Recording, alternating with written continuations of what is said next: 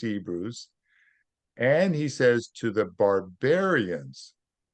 So this is like we go, well, who are the barbarians? Um, and then he says both to the wise and to the unwise. So let's take a look at what is a barbarian, because so far I'm not in the crowd yet.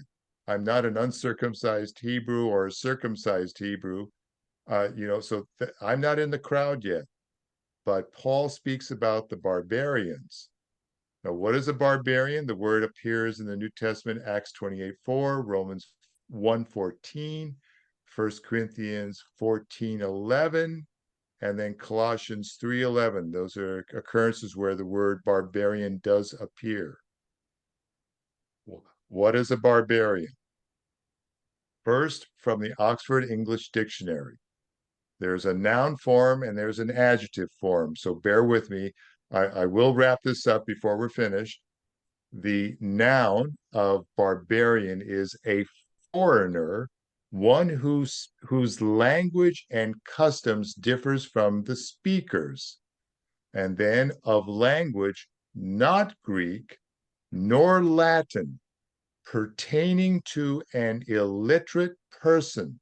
So a barbarian spoke neither Greek nor Latin, and they were considered illiterate. Second sense of the noun, one that is not a Greek, living outside of the Roman Empire and its civilization, and it was applied especially to the northern nations that overthrew them. That is the Roman Empire. Then there's the adjective form of the barbarian, applied by nations generally depreciatively, that is, critically looking down at them. To foreigners, these are foreigners upon which people look down.